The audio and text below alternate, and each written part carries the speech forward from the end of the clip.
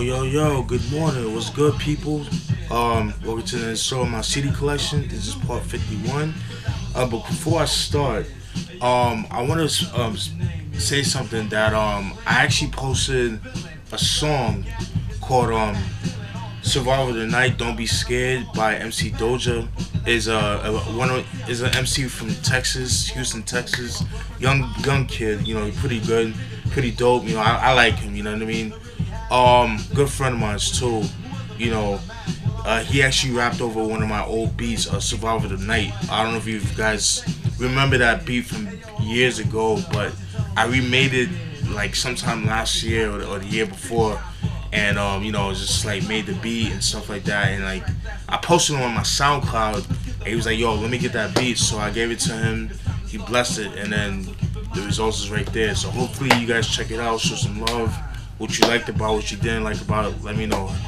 Holler at me. But anyways, enough of that. I went digging over the weekend, and I got a C, and I copped a CD. I got a CD that I ordered from eBay, and I got it yesterday in the mail. So, alright. But without further ado, I'll show you guys the CDs I got. This first album, it was a thrift store purchase. I went thrifting on Friday, and I got like one CD out of the whole thrift, and some clothes I bought from there. And it is Portishead's first album, Dummy, released in 1994. Portishead definitely one of the most influential bands or trip hop groups, you know, in that whole genre. Just in general, in my opinion, not just trip hop. I love these cats. I love them. You know, I just wish they put out more music. You know what I mean? Just like, because the last time they came out with was back in 2008, and it was the third album, which I need to get my hands on. And I have the second album, Portishead. I saw that in one of my CD collections. I don't remember which one, but yeah, Portishead, one of the most influential bands or groups or whatever you want to call them. You know what I mean? Just love the dark cinematic sound that they deliver. You know what I mean? Adrian Utley, that dude's official, man. Jeff Barrows, and forgot the girl's name. Forgot her name. It's top of my. I'm doing everything I do on top of my head. So, but anyways, you guys know what I'm talking about. But there's three singles. The singles are "Sour Times," "Numb," and "Pedestal." Those are the singles. No, is it "Pedestal"? "Numb," "Sour Times." Yeah, no, and "Glory Box." Excuse me. Those are the three singles off the album. Very good album. Definitely sound like, you know, something that could have been a soundtrack. Definitely ahead of its time, especially for 1994. So, but yeah, Portishead, Dummy, released in 1994.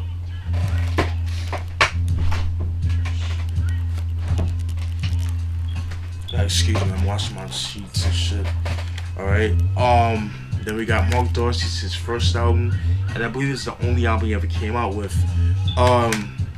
Is his album Crave. For those who don't know who Marc Dorsey is, he's a R&B singer. I believe he's from New York. My introduction to Marc Dorsey was actually on the Clack soundtrack. He had two songs on that joint. One of them was Changes, and another one was, I forgot the name of the other one. It's like the first song off the album. If I'm not mistaken, I think I do have the Clack soundtrack. I don't remember. I just gotta dig through my collection and shit. But like the song Changes was like, I just love how that song sounded. It just sounded like a lot of stuff that was out at the time, and it's just, I don't know, it's just like how it sounded and stuff like that. It should have been a single if you ask me. And you know, he did a lot of collaborations with other people throughout the 90s and stuff like that. I believe he did like a Sprite commercial back in the day, you know, things of that nature. And he finally came out with this album, Crave.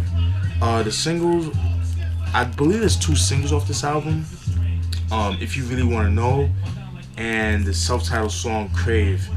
And if you guys know that song Love You Better by LL Cool J off his 2002 album 10, well, he actually does the chorus. You know, he's the one that's singing the chorus and stuff like that. So it's Marc Dorsey, and like I said, I think this is his only album he ever came out with his unfortunately. He's a dope singer. You know what I mean? It's alright. You know, I feel like the beats could have been a little bit better, in my opinion. You know what I mean? But Yeah, but Marc Dorsey Crave released in 1999, and still in the R&B realm. Then we got Jade, Mind, Body, and Soul, released in 1994, and their last album they ever put out. Um, you guys might know who Jade is. For all my 90s heads should know who they are.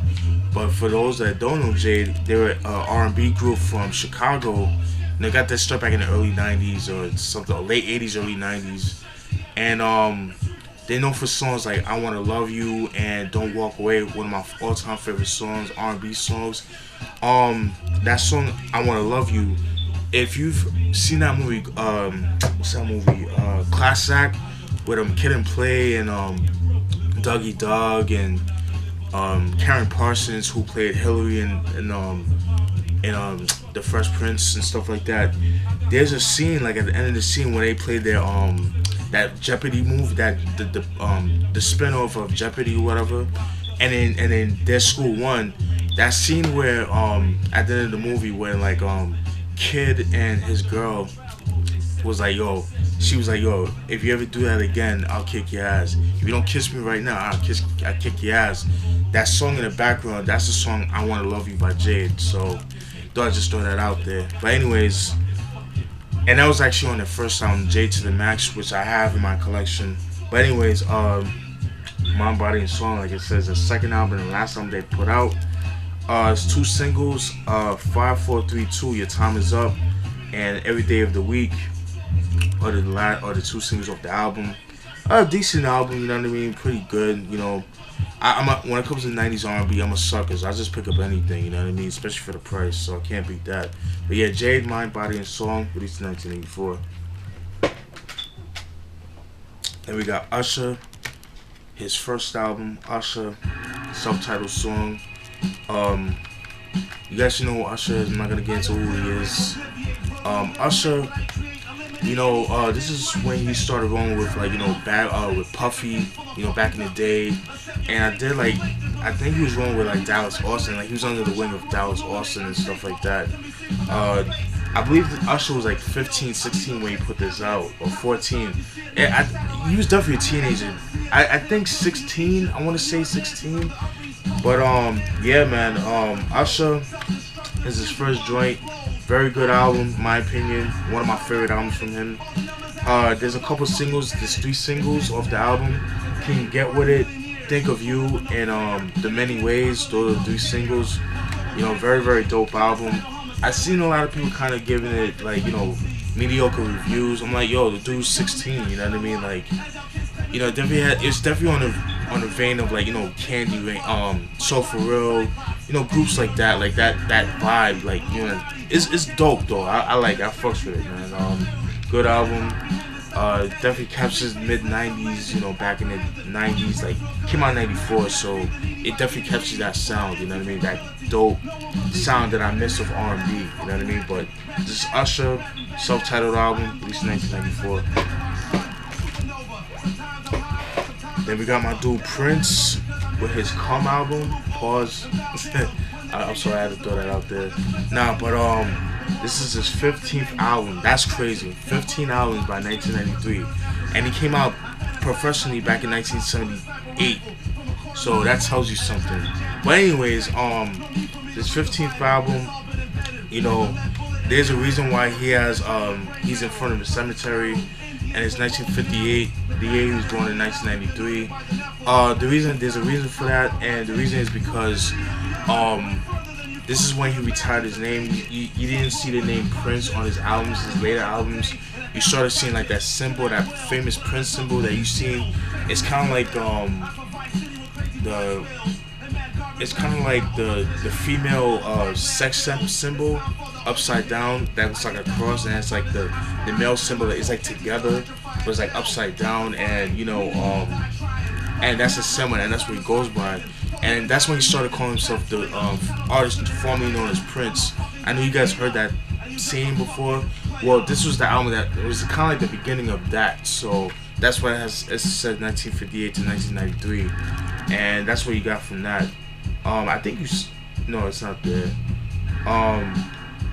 Yeah, there was a couple singles. I don't remember the singles, but hearing this album is decent. You know what I mean? Kind of has like a New Jack Swing type of vibe to it. You know what I mean?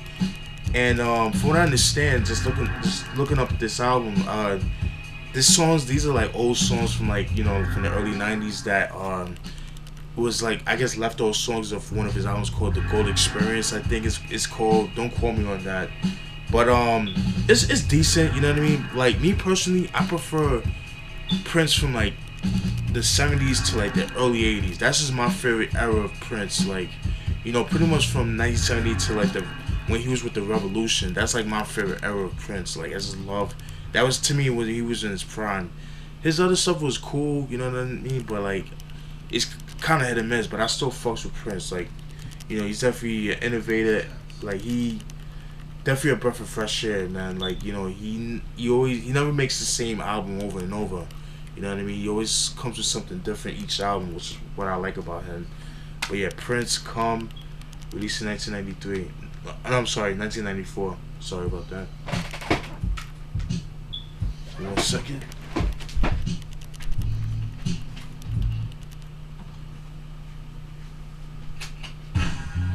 Alright.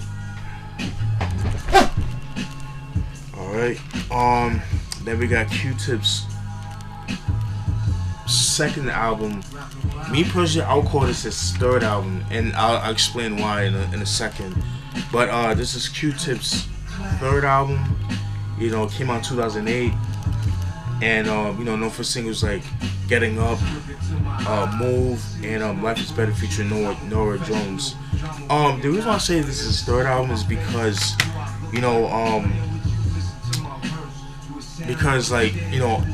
I did a review on his first two albums. Amplified. I did a review on that. Check that out. And I did a review on the Come On, the Abstract. And the reason why I say this is his third album is because that album, Come On, the Abstract, was actually supposed to come out back in 2002. But what ended up happening was, at the time he was with Alistair Records, L.A. Reid's record label and stuff like that. And, at the time, like, the stuff that he made for the album was very risky, was very ahead of his time. And, people weren't really ready for that kind of sound, you know what I mean? So they shelved the album because of that. But it's funny because the shit that you heard on the album, people are doing now.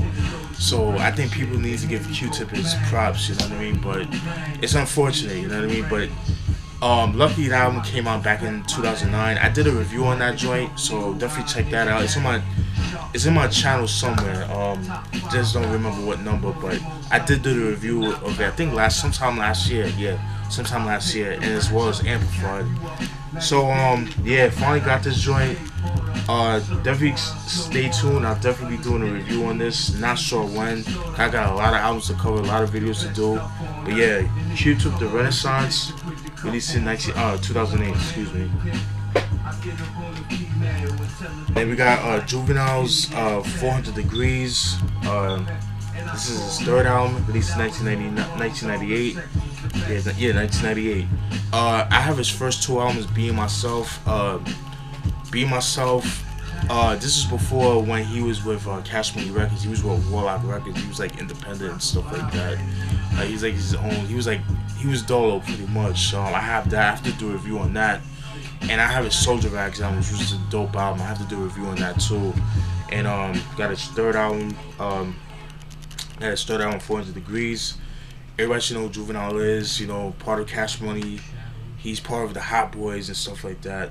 No first single. There's a couple of singles off the album. There's 3 singles. Love that song. Back That Ass Up. Everybody knows that. Everybody should know that song.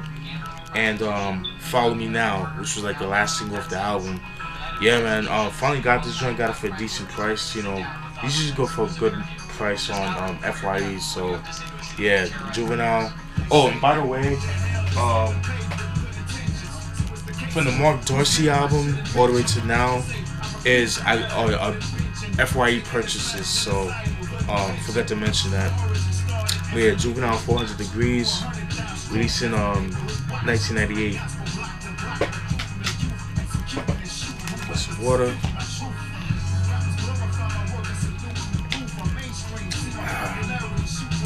me. Then we got Ludacris' third album, Word of Mouf, released in 2001. Yeah, 2001. And I'll explain why I called it this third album. Everybody should know Ludacris is MC from Chicago, you know, the front of DTP, you know, all that stuff. The reason why I said it's his third album is because he actually came out with an album independently called Incognito that was, you know, recorded between 1998 and 2000, and he released it independently back in 2000, and he also has an album called Back for the First Time, which are pretty much the same album, but there were certain songs that was on Incognito that's not on Back for the First Time, and vice versa. So that's why I put that out. And I do have it in my collection. I have to do a review on those albums and stuff like that. I definitely will someday. But anyways, his third album came out 2001. There's 4 singles off the album, which are Area Codes, which was actually featured on the Rush Hour 2 soundtrack. Rest in peace to Nate Dogg, man. Fucking miss you, man. That voice, man. His voice, yeah, man. That ain't nobody could be another. There can never be another Nate Dogg. Straight up, you know. I just miss that dude. His voice. I grew up with his music. You know what I mean? So, yeah. Area Codes, Move Bitch. I can't stand that song. Oh my god, I heard that song so many times back in high school. Saturday, love that song, love the beat for that joint. And yeah, Rollout, Area Codes, Move Bitch, and Saturday. Those are the singles off the album. You know what I mean? So finally got this joint right here, got it for a decent price. You know what I mean? I refuse to pay full price for certain albums, that's just me. But Ludacris, Word of Mouf, back when Ludacris was in his prime, in my opinion. I definitely have to do like an introduction video on Ludacris, so definitely. So, Word of Mouf, his third album, released in 2001. Pick it up. Then we got Canibus' 7th album, Hip Hop for Sale, released in 2005. Everybody should know Canibus is, you know, MC from New York. I mean, it's a conflict of where he's from, but he's from the East Coast pretty much. And he, I believe around this time, this is when he just got discharged from the army or some shit like that. And he actually put this album out. And the backstory with this album is that, you know, originally Nas was actually supposed to produce the whole album, but what ended up happening with that was that, you know, supposedly Canibus leaked some of the songs on the internet, and you know that pissed off Nas, you know what I mean? But you know, Canibus claimed that, you know, it was his manager and stuff like that. So because of that, he kind of severed ties with Canibus. So Nas does like pretty much like half the album, you know what I mean? And like Black Milk is produced a joint on this joint right here. So yeah, man, got this for like $1 at FYE. So, but it's actually pretty good, man. Yeah, it's not as bad because, you know, Canibus, like, yeah, he's a dope MC, but he's not like my favorite. But you know, usually the problem with his albums is his production choices, his beat choices, and that's what a lot of people's gripe is with Canibus. But there's something right here that it surprisingly has some beats, some dope beats. So I definitely gotta do a review on this album. But yeah, Canibus, Hip Hop for Sale, released in 2005. Then we got Man And Redman Blackout album, released in 1999. I already have a copy of this album, but you know, I bought it years ago, but you know, I just needed a case for it, so that's why I got it again. So this is their first album together, released in 1999. 3 singles off the album, which are YOU, The Rock Waller, and Tear It Off. Tear It Off, that was actually featured in the Into Deep soundtrack with Omar Epps and LL Cool J. Dope movie, very slept. I wouldn't say slept on, but it's definitely a dope movie. You know, it's definitely one of those dope hood movies, man. Yeah, man. Great album. Definitely got to do a review on this album right here, so stay tuned for that. both MCs like some of my favorite MCs of all time. You know what I mean? So yeah, but Man And Redman Blackout, released in 1999. Man, can't believe 1990 was 16 years ago. That's crazy. The last two. Then we got Jim Jones, On My Way to Church, released in 2004. You guys know Jim Jones is part of, you know, the Harlem Diplomats. Calls himself the capo of Dipset. You know what I mean. He started off as Cameron's his hype man and stuff like that, you know what I mean? So he didn't really start rapping until like I think around 2000 professionally, I believe. And you know, put out his first album. He came out with like, you know, mixtapes and stuff like that, and he featured on a lot of Dipset mixtapes. By the way, those Dipset mixtapes like Volume 1, Volume 2, yo, them shits are classics. I don't care what nobody says. I just thought I had to throw that shit out there. But yeah, anyways, put out his first album. There's two singles off the album, which are Certified Gangster and Crunk Music, featuring Juelz and Cameron. That song, when that song came out, oh my god, like that shit has so much burn on the radio. I mean, people was playing that, like you couldn't walk anywhere, you know, without hearing that song, Crunk Music. Love the beat for that shit right there. You know what I'm saying? Like, you know, at the time, like Dipset at that time was running with, you know, it was running with Heatmaker's Heavy. So, you know, this is before A-Rap music came into the game and stuff like that. But yeah, Heatmakers at the time, like, you know, they were like running shit, you know, in New York. They had New York on lock at the time, you know what I mean, as far as like the sound and stuff like that. So, but yeah, Jim Jones, On My Way to Church, released in 2004. Then the last album of this video, been trying to get this album for years and got it for a good price. And this was the album that I got in the mail, and that album is Mood's first album, Doom, released in 1987.